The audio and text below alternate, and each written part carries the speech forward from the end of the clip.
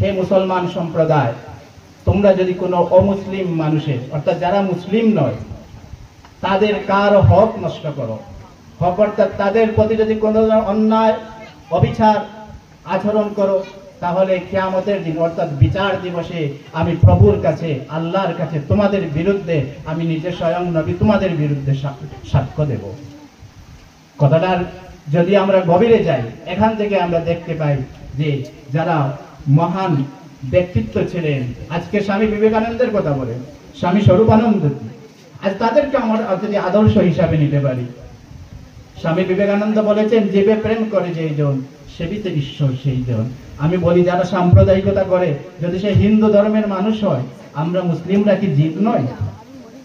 যদি জীব হয় তাহলে কেন এই সাম্প্রদায়িকতা? এবং মুসলিমদেরকে আমি একথা বলবো যে যদি আমরা আমাদের নবীকে মানি তাহলে আমরা কখনো